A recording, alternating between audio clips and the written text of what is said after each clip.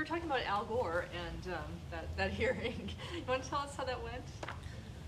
Well, it was sort of a tough hearing because he represented the rural interests in Tennessee and other states in a sense. And cable had not really come to the rural areas. In some cases, cable first came to suburbs and rural. Not sometimes the cities were more difficult, but cable had not gone the whole country. And it was actually a tribute to people who said, we want cable. So what took place was that in those days, it were large dishes, not like the dishes you see today. And there were operators who leased these dishes, sold these dishes, made little cable deals with program providers. And we were, since it was the cable operators franchise, we would give back a percentage of what we were paid to provide the service to these people. And that was one of the things that Gore was hammering away at, like this was some kind of bribe.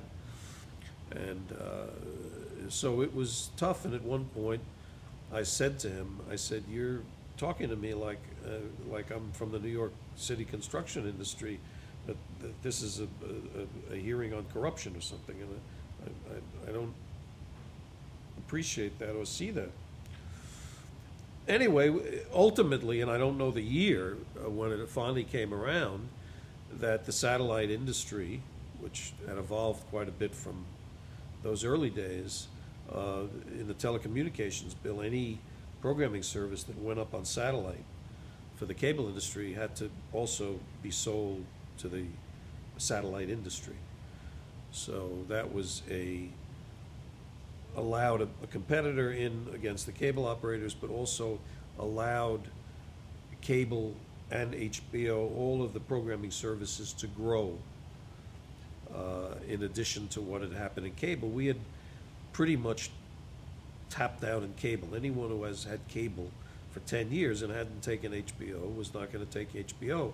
But there were new customers who either hadn't had cable, didn't want to buy cable, wanted satellite, who were brand new to the experience, and so that was a tremendous lift to the HBO business. And that started in the late 80s, early 90s. Did you find yourself, throughout your tenure, dealing with the government and government agencies a lot? No, not particularly. HBO was so dominant in the pay business for a while that we had lots of antitrust sensitivities. We were always getting antitrust lectures, and be careful how you conduct business, what you say, what you do, the traditional kind of stuff. But other than that, I mean, the FCC, HBO didn't go to the FCC very much, but the cable companies were very much involved in Washington, more so than the cable programmers. And the cable operators sort of had the feeling that they dominated the programmers, and that the programmers could not go to Washington with a separate agenda. So, and over the years, now the networks own a lot of basic cable, the big cable companies own a lot of basic, so it just sort of all got mixed in together, and that's probably less of an issue. What about your dealings with the individual cable companies?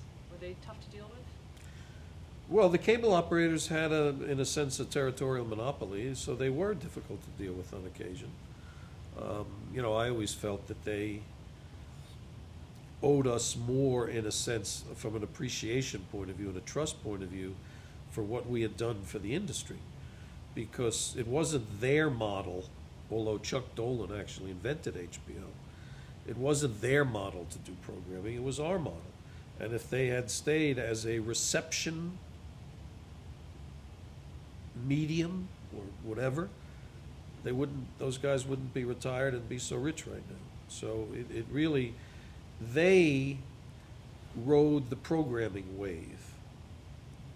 Now their feeling is they sunk millions and millions of dollars into the ground, billions of dollars to build this network. They were more heavily invested, so they were entitled to the credit or the whatever.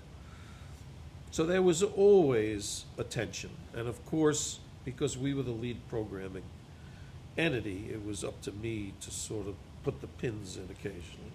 And I had lots of famous quotes kidding around with the cable operators, and I had lots of friends in the cable industry. But we had a winter Super Bowl trip every year that was famous. We'd go to Hawaii, and the cable operators would come, and we'd have a banquet, and I would do a roast all the time.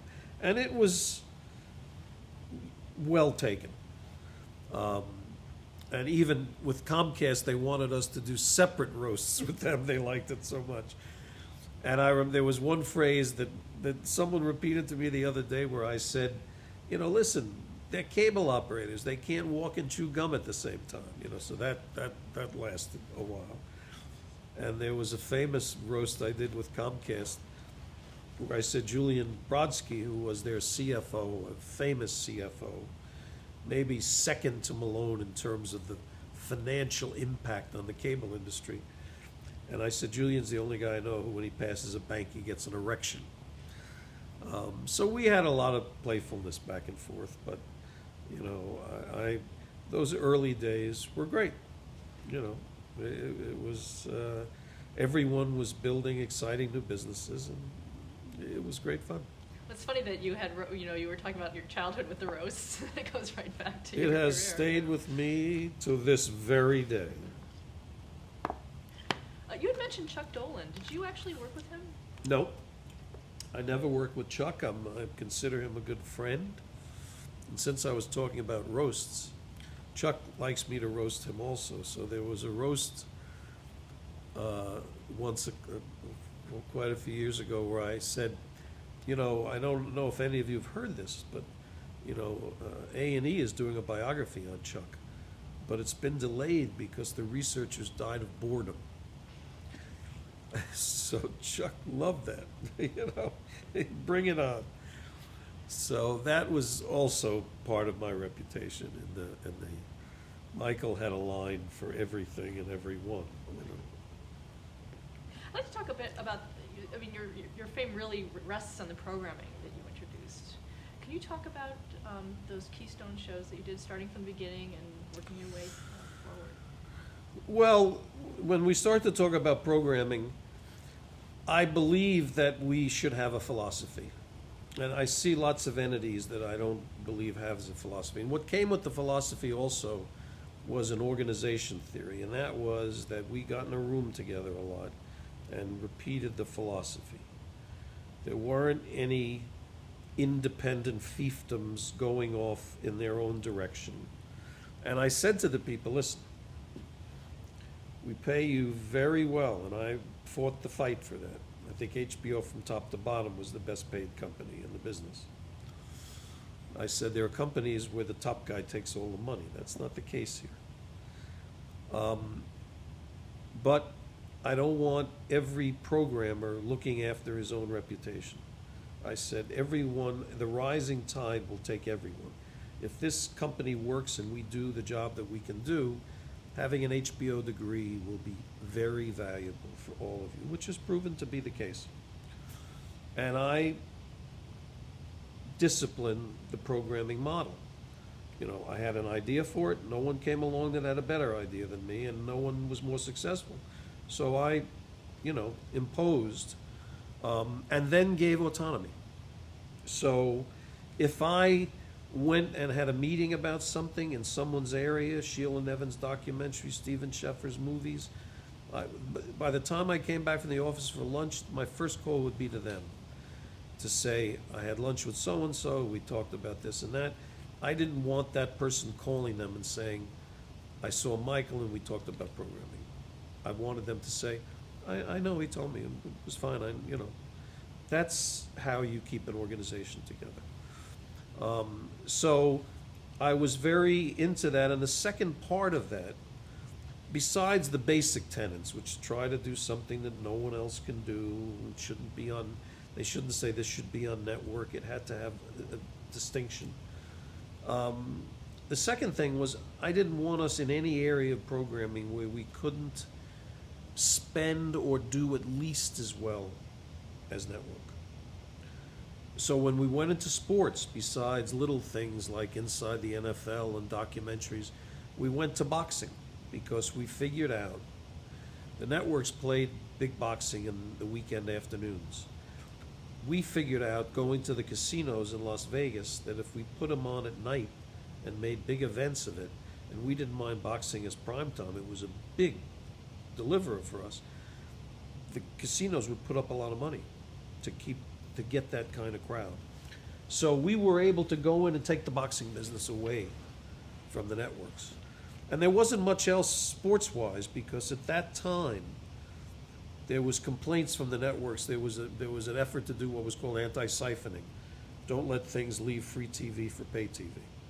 And when we began to do boxing, there was some concern within HBO, my management at the time, within, not to tweak the networks. We were going to do a heavyweight championship, and on the card was a welterweight championship with big fighters.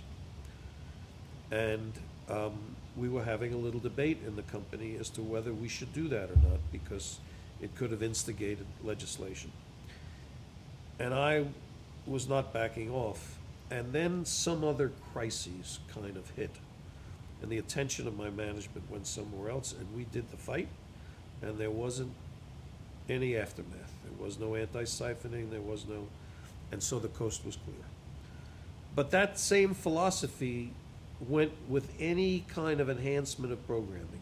We were basically doing comedies on a stage and performers comedians on a stage, and then Bette Midler, Diana Ross, etc.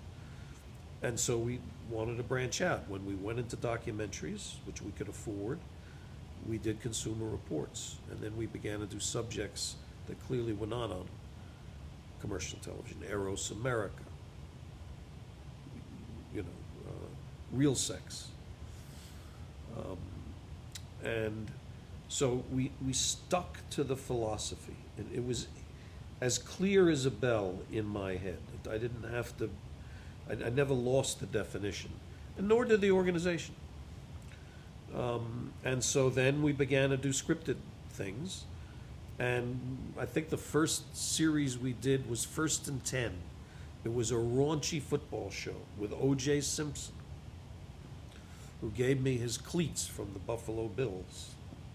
If I'd kept them longer, maybe I could have gone on eBay with them. And it was actually ahead of its time, because there were a lot of movies thereafter that sort of, that sort of grabbed that theme. And I see even to this day, and this is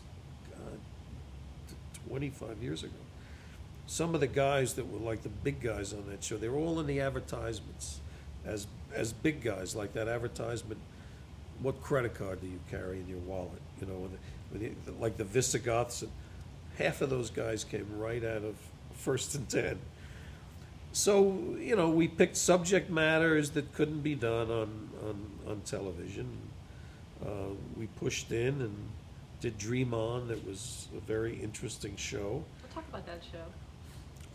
Well, it was interesting because I think it was born, MCA wanted to do something with outtakes, with film clips.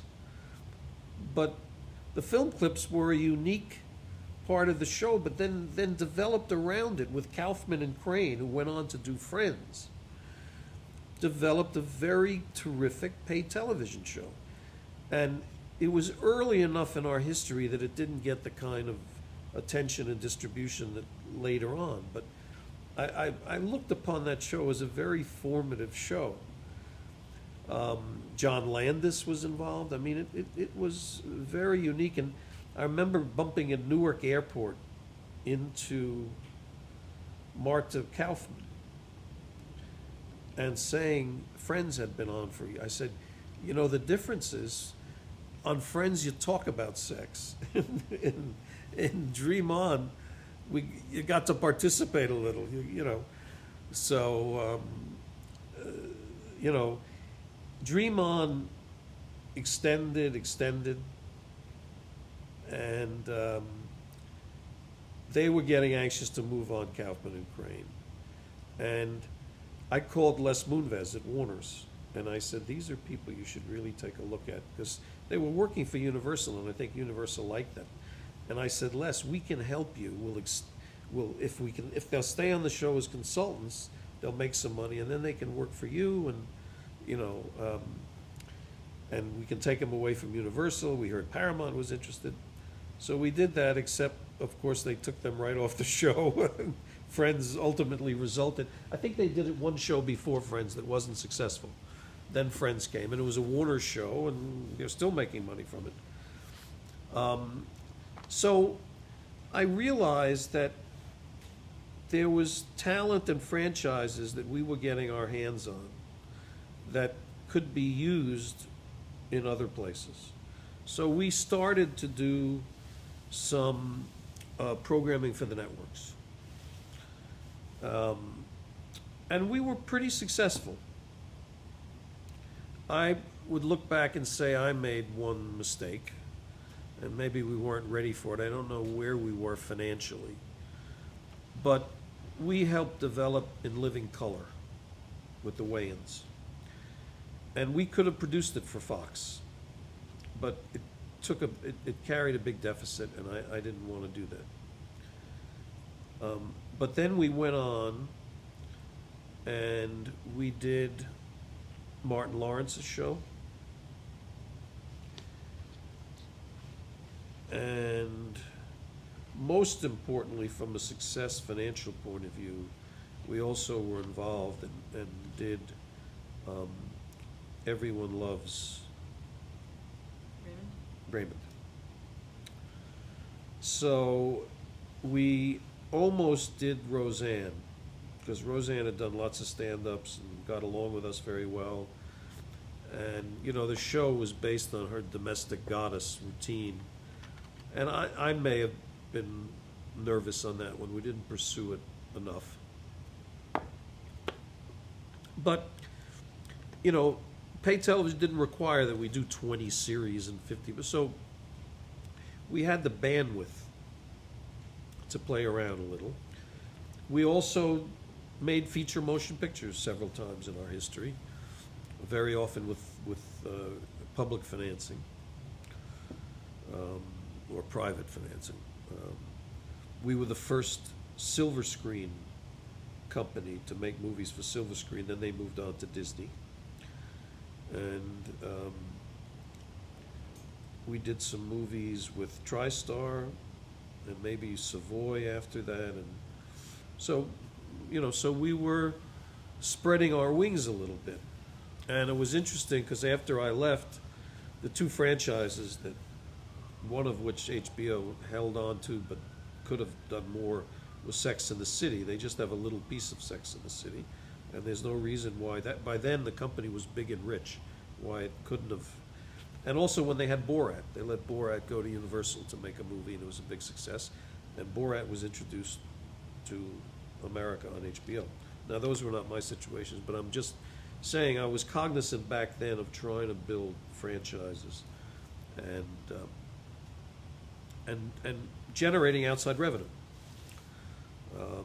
Home video was not generating that kind of revenue for things off of cable yet, but it happened. So, you know, those were interesting chapters in our life. And the other interesting chapter, away from just normal programming, was international pay television.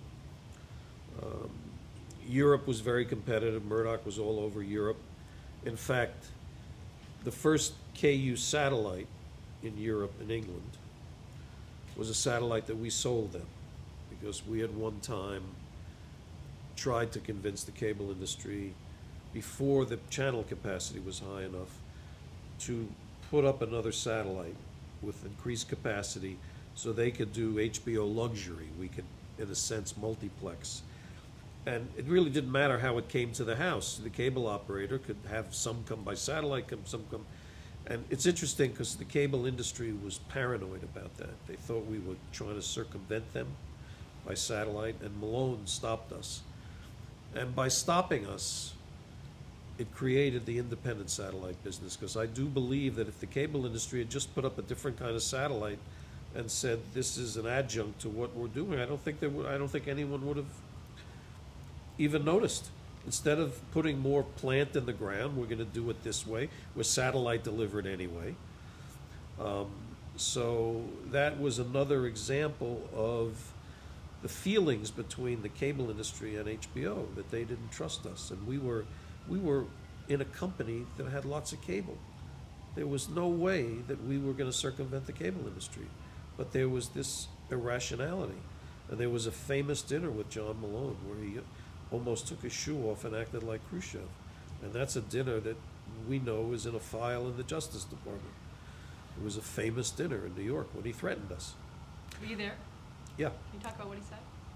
Well, I don't, that's water under the bridge. But the point I'm making is that that relationship between the cable industry and the programmers, since it wasn't a trusting relationship, I think prevented the cable industry from actually doing something that could have been extraordinarily satisfying. So we ended up selling the bird, the satellite, probably at a loss to Europe, and that started their business. So now that Europe was getting into that, they were way behind us in terms of cable and everything. But Europe was pretty competitive, and I didn't think we had the money to compete with Murdochs and Berlusconis and people like that. So we went and did HBO Olay, all of South America, and HBO Asia. And those two services are very successful. So, that was some of the, peripheral things we did at that time. Talking about the development of shows, were you in on the development of most of the shows that went on? Well,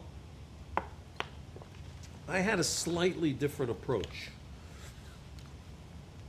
I think most programmers, particularly the networks, because they have to deal with so many programs, you hope that great showrunners and people come in with great ideas.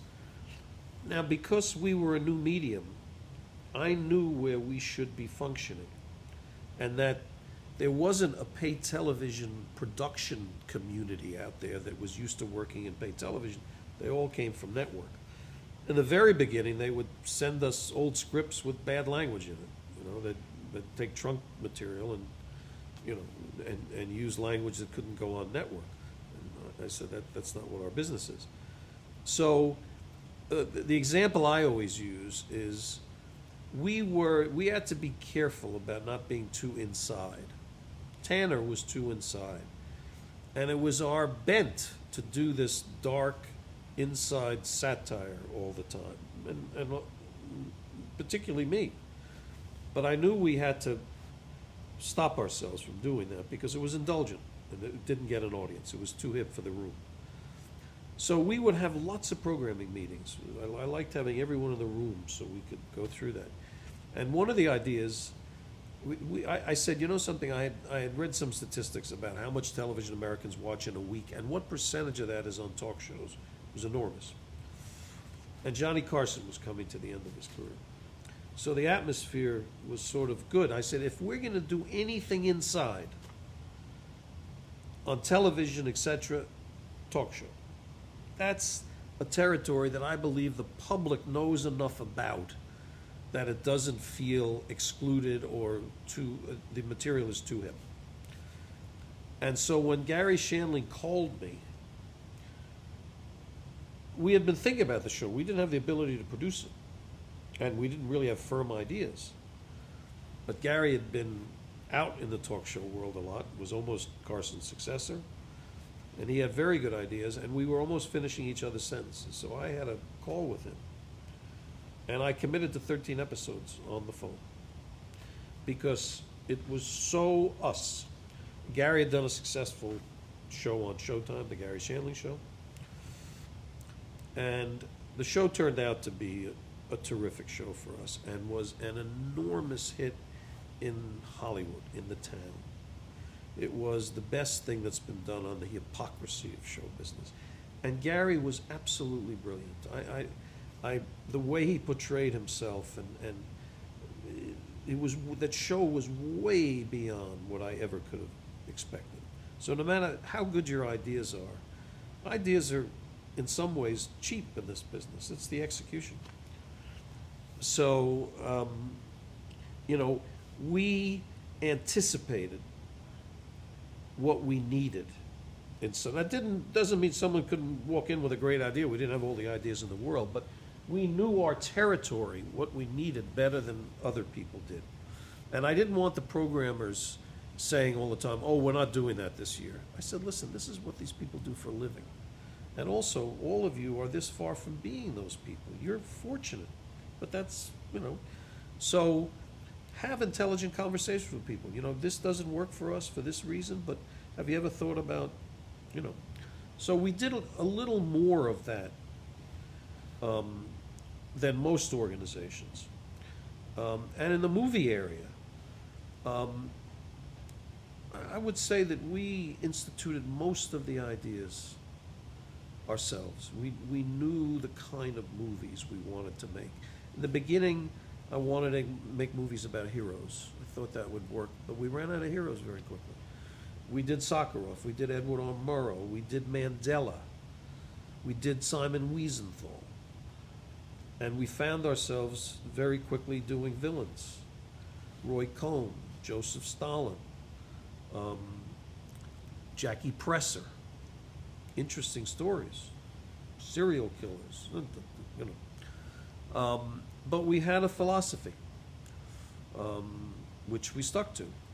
Network was doing Disease of the Week, Woman in Distress, etc. We were doing substantive movies that were like old-fashioned features.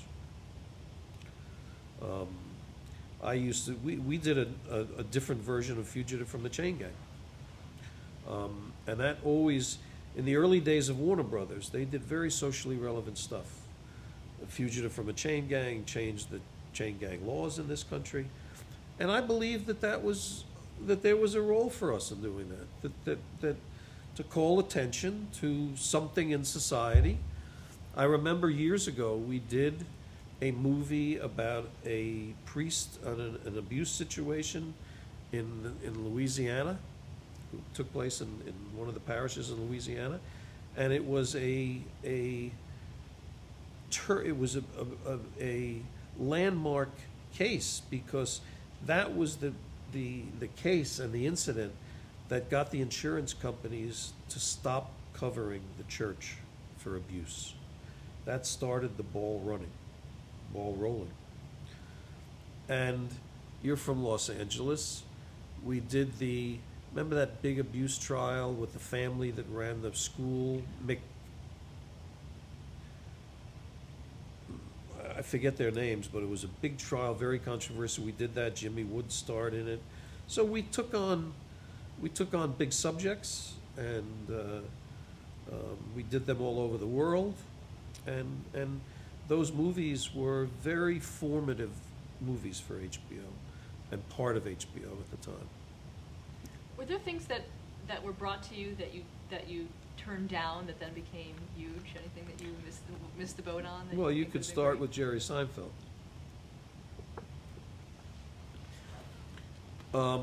Castle Rock submitted Seinfeld, a pilot, which was not a very good pilot, a lot of Jerry in front of the curtain, to NBC, and Brandon Tartikoff turned it down. And then Rob Reiner sent it to me, and I looked at it, and I thought that what we were doing with Gary was more interesting.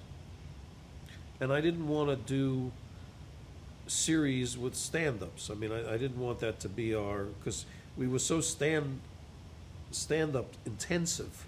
I didn't want our shows to be, okay, everyone that does a stand-up gets a series. I mean, it may not have been a bad idea. And it wasn't a good pilot. And I turned it down, and they still had lots of trouble at NBC. And I forget the story. Someone interceded with Brandon and said, listen, there's something here. Give it 3 or 4 episodes. And it took at least 2 years for Seinfeld to get traction. So obviously that was a big miss. And I don't remember missing too much. I do remember Paul Simon's show that was the African show. The Great Graceland? No. Yeah. that I turned down, and it went to Showtime, and that was an excellent show. But other than that, I mean, we were the aggressor in that business. We were out there. I don't, you know, it's hard to, you know, recollect any other incidents than those incidents and I was someone who always liked to do an ex post facto. What did we do wrong? What did we miss? Why didn't this happen? I was very hard on myself that way. And so I imposed that on the organization. So that, our programming philosophy then was less is more. We didn't make a lot of stuff compared to commercial networks, but what we made, we were pretty good about getting attention and noise. When we did Sakharov was in internal exile within Russia, and his family made a plea that we rush the show the movie onto television. It was on the front page of the New York Times. When we did Stalin with Bobby Duvall in Russia, it was the 75th anniversary of the Russian Revolution. The Iron Curtain was down. There was nothing going on in Red Square. And on the front page of the Herald Tribune, they said, nothing going on in Red Square. The only official event tonight is an American movie company screening Stalin in the State Theater. So we had it's like we didn't have the money to advertise and promote, so we were going to let events help promote what we did. And very often we caught a wave. So, when Jeff Sagansky was at CBS, he used to complain to his people, how does HBO get all this publicity? Why can't we get this publicity? What are they doing? So, that was, that was a compliment. You mentioned Fraggle Rock earlier on, but talking about development of shows, how involved were you with that one? How involved were you with the development of Fraggle with Fraggle Rock? I had no children at the time. I didn't watch children's programming. I hardly had any people working for me. And Bernie Brillstein represented Jim. I was very friendly with Bernie. And Jim came in and presented a little 3, 4, 5 page presentation. So I had decided, with the magazine theory in mind, it would be nice to put a little children's programming on. And Fraggle Rock was interesting in that every episode had a little moral tale, a little moral story in there. And Jim was starting to bust out technologically. We did a show with him, a Christmas show called Emmett Otter's Jug Band Christmas, which was probably his pilot for moving on to movies, because he was using different methods of movement. And I remember you could almost see the wires. You could sort of see the wires. But, so I'm sitting in that room, and in the course of my career, if the back of my head starts telling me this is good, this is right, boom, I have a lot of faith in it. And I picked up 36 episodes. And no one ever does that. And Bernie wrote about it in his book. So I get through the meeting, and I come out, and I sort of realize what I've just done. I'm saying, I'm in this room, I like Jim, I like Bernie, maybe I was, So I take the outline. I say, for all I know, there's a show like this on television. Who knows? And I gave it to Frank Biondi, who had 2 little girls, one of whom was my goddaughter. I said, do me a favor. Bring this to the girls and tell me if they, just do they like it? So he brought it to him, and he said to me, there's nothing else on television like it. They think it looks very cute, blah, blah, blah. So I said, okay. And we did Fraggle Rock forever. And, a couple months ago, you over your course of your history, you do so many shows, you forget. I'm getting a massage. I'm getting some body work from a guy I work with all the time, and he brings up Fraggle Rock, and he watched it as a kid. Now he's in his early 30s, So I'm doing the math, and he was raving about Fraggle Rock, and I hadn't heard that title mentioned. That show should be back on the air. because it's timeless. It's got great messages. Anyway, so, and I said to myself, Henson's the best at this, and even though I believe that I had something to bring to the table, etc., in this case I said, here we have a sensational guy. Let him do it. What are you possibly going to tell him? Now, it didn't turn out to be as successful for them as us, because when they were on public broadcasting and they had full coverage, they did lots of merchandising. HBO was less coverage back then, so they didn't get the merchandising revenue that they had come to expect from their shows. Did HBO have a deal to get some of that as well? No, I don't know. I didn't even think about that. Maybe we did, but it was, if it was very small, and I don't remember getting anything. And I do remember that that was a disappointment, but that the show creatively was a terrific show. And if it had come on when HBO was more full-bodied, I think it would have been part of the fabric. But not necessarily the news. Well, I don't specifically recall how it got started, but it was a area that we were interested in. I watched more English television than I watched American television. After I passed on Seinfeld, I never watched it on network. I sort of thought that network television would pollute me a little bit. And when I began to watch Seinfeld, it was in syndication, and I kept saying, my God, this show is unbelievable. And I was watching it for the first time. I said, my God, now I know what everyone's talking about. Because, to me, The Cosby Show wasn't something that I had to watch. It was a big success. But that show was terrific, and it's interesting that HBO got Larry David, because that's a kind of comedy that a place like HBO should have.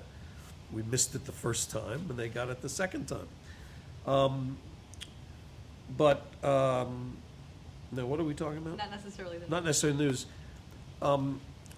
In England, there was a show called That Was the Week That Was, which was a very famous show there, and tremendous performers came out of that show.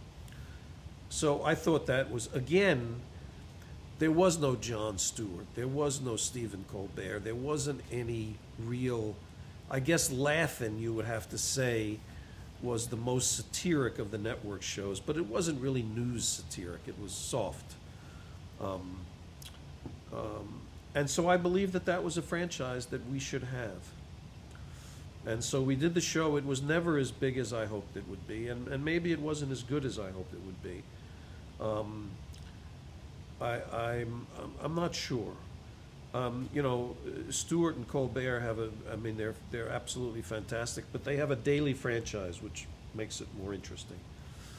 And I would say, in just looking at the performers on that show, and I certainly was satisfied with them, but they none of them went on to interesting careers, whereas in The Week That Was, Dudley Moore, Peter Cook, everyone went through that show.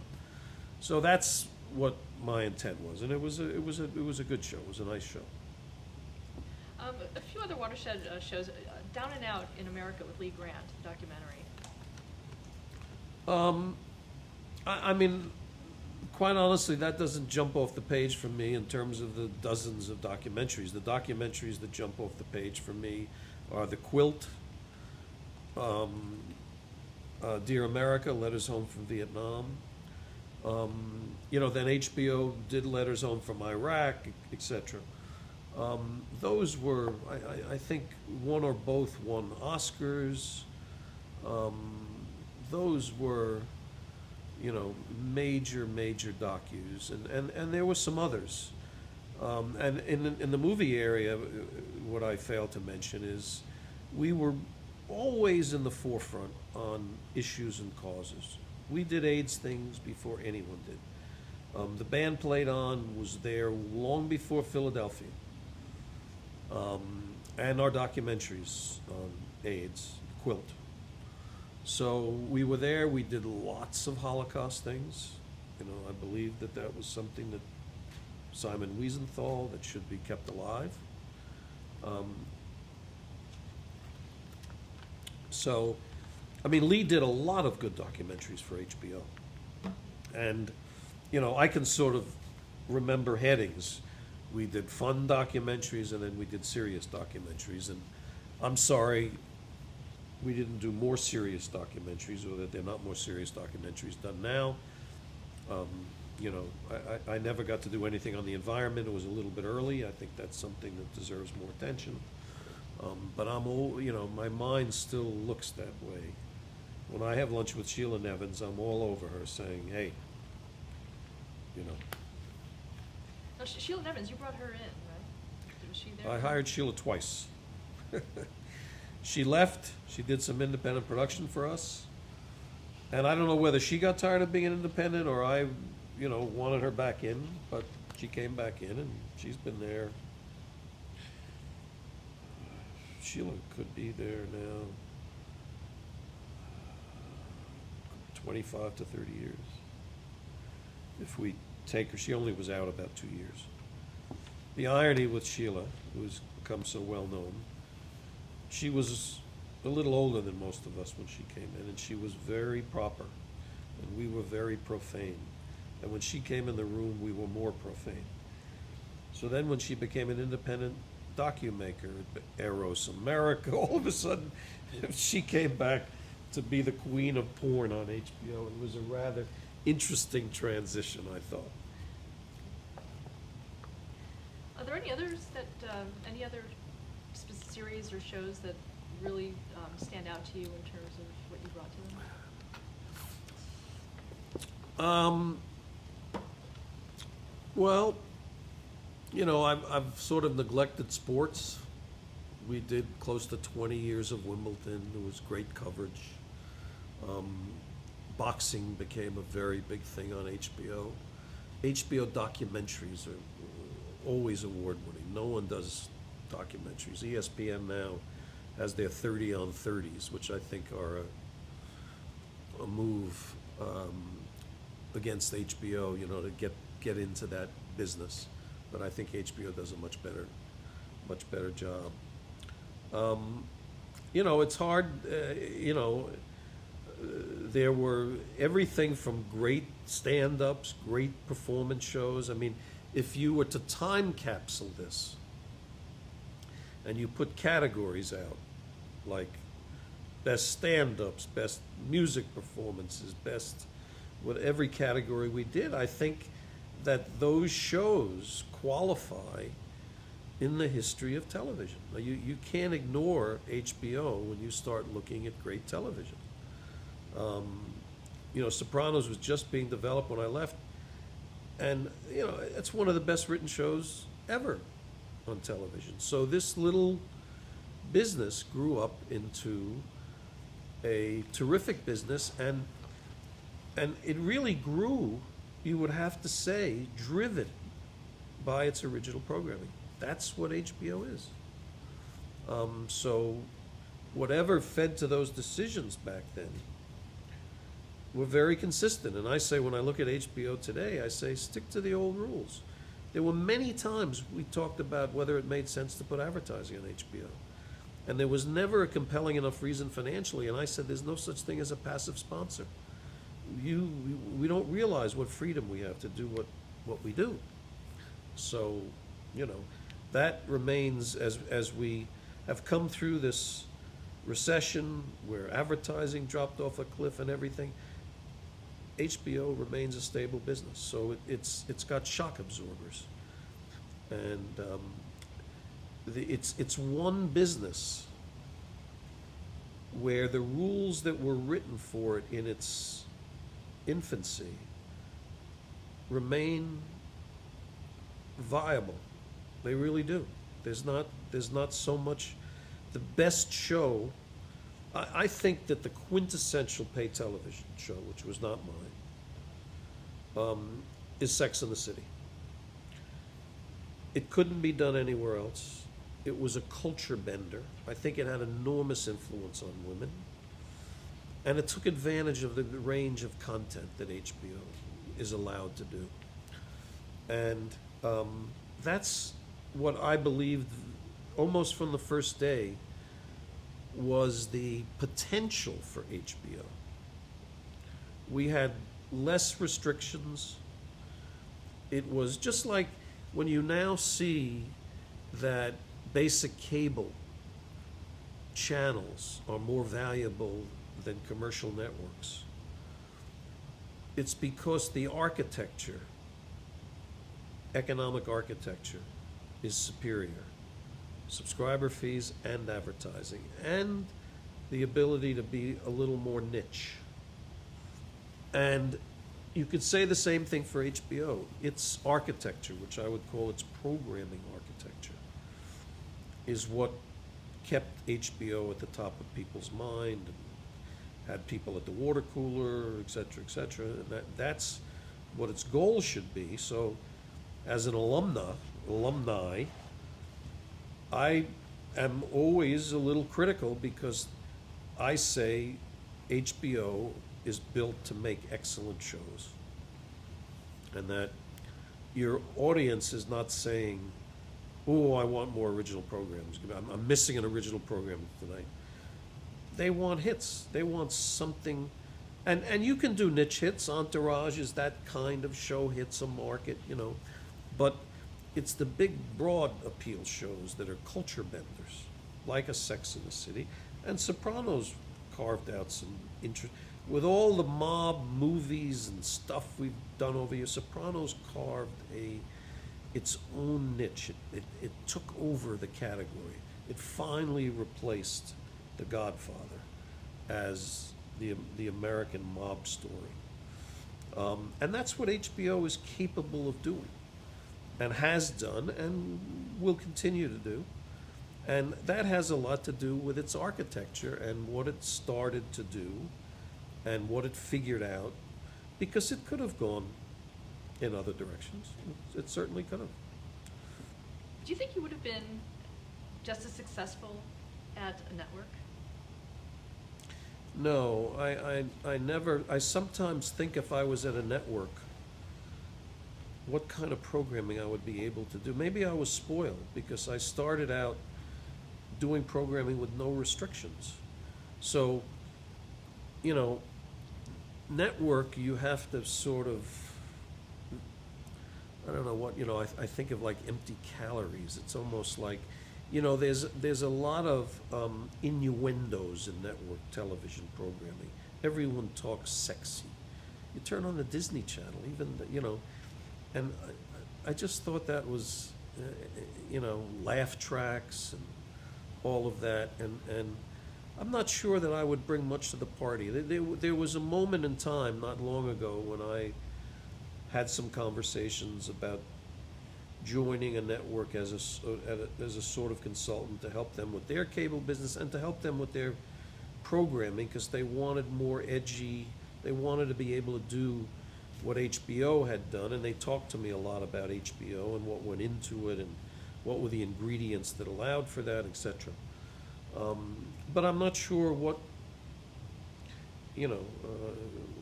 would have happened.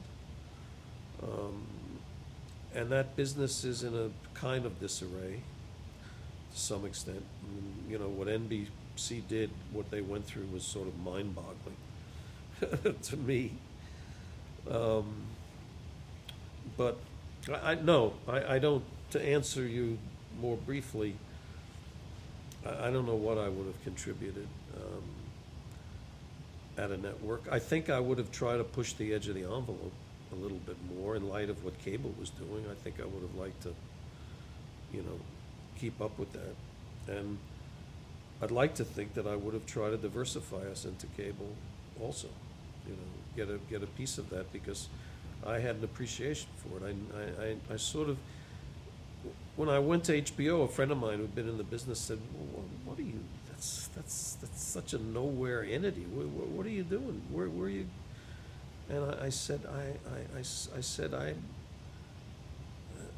I don't think so. I said, I think this can be real interesting, and turned out to be pretty interesting, I would say. Going back to the business aspects, in March of '89, Time and Warner merged. How did that affect you at HBO? Well, it was interesting. I know everyone has a story for that, but John Malone was becoming so powerful in the cable industry that I said to my boss at the time, Nick Nicholas, I said, it may be time to form up a little group in the East, Comcast, us, Cox, and there's a guy down the street that we never talked to because Warner and Time Inc. had some very tough franchising battles, and the two companies had very different cultures. And I said, Warner sort of sits there. They're not really a cable company, but they got some cable. So I think you ought to go speak to Steve. Well, that initial conversation grew very quickly. And since I had been sort of the entertainment person at Time Inc., my management was sort of sensitive. They kept coming to me, Michael, is this okay with you? And, is there anything that you can think of that by merging with Warner's synergistically would be helpful? And I said, yes, I have a good idea. We've started the Comedy Channel. I've not talked about any of our basic endeavors. I said, we had Comedy Channel, and Viacom then rushed in Ha.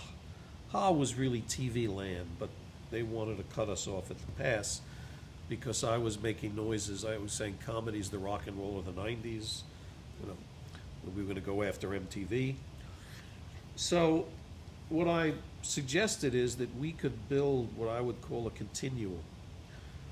A basic cable comedy channel, HBO, which had every comedian, we were working with, friendly with, whatever, and then get a little label at the studio, and do some movies, because the studio at that time in '89 was a little bit sort of older stuff, Goldie Hawn, Chevy Chase, Clint Eastwood, Barbra Streisand.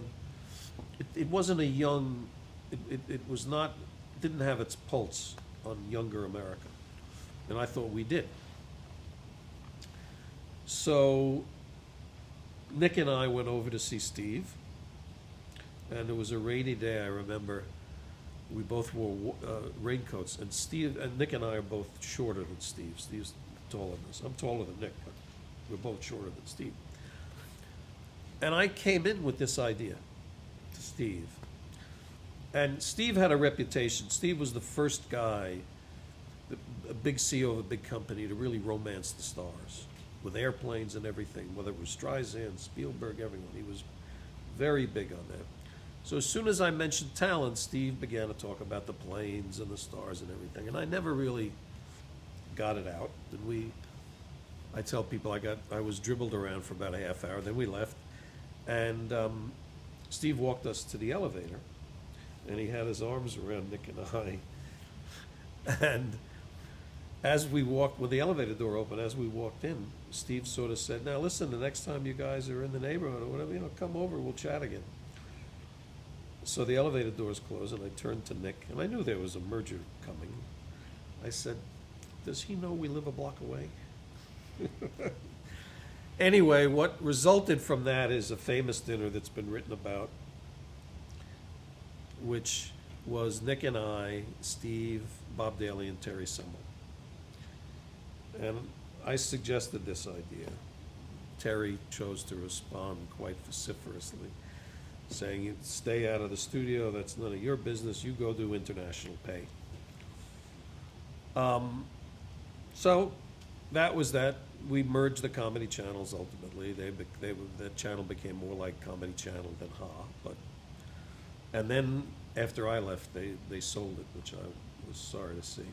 They owned it 50% with Viacom. They sold it to Viacom.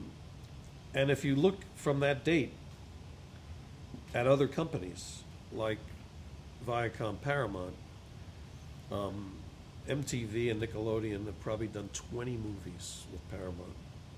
Disney takes their talent all the way up the continuum. Disney Channel, up to the studio, the record company, everything. So I thought it was a great idea. And if you had to get one franchise, comedy would be a great franchise. So, Comedy Central became a successful channel. We also did E. E was something else, and I bumped into the head of E at a screening a month or so ago in Los Angeles, and I asked him the question, and he couldn't, even though he's after me, he knew what I was talking about, but we couldn't remember the people and the name of the channel. It was quite primitive. But we formed E. It became a successful channel. We had some cable operators as partners. We had a majority. Eventually, I think Comcast bought up most of the cable operators, and then after I left, they sold it to Comcast. So that was another business we spun off. But after the merger, there was, you know, it was a difficult merger for a lot of us. You know, Warner's bought us the time. No, we bought Warner's. They cashed out, got filled up in stock options. No one from Time Inc., except a few squeaky wheels like me, got benefited by that. And there was a lot of concern as to who would run who would run what, and, you know, and there's been a lot written about my relationship with the studio, with Daly and Semmel. And the fact is that I was quite loyal to the corporation. I got along with all the divisions, the cable guys, the music guys, everyone. And the studio was held in a certain way when the game business, Atari, went down on Warner's years ago. The studio really saved the company. And I think Steve went to Bob Daly and said, listen, you're golden forever, you know. And Bob thought he was the greatest amongst equals. So there was always tension that way. We had tension with the pay TV licensing. And our parents didn't discipline, which I thought was a very big mistake. There were people like Barry Diller who disciplined, there were Rupert Murdoch disciplined, you can't let that stuff go on. So it created an environment that certainly didn't allow HBO to expand, but HBO just kept getting better and better and bigger and whatever we were, so that I actually think if you look at Time Warner now that HBO is more important than the studio. It has better economics. But the studio was so used to being treated in a certain way, and so that didn't create a real copacetic. You out of tape? You still have 3 Yeah, minutes. let's, Okay. okay, let's stop.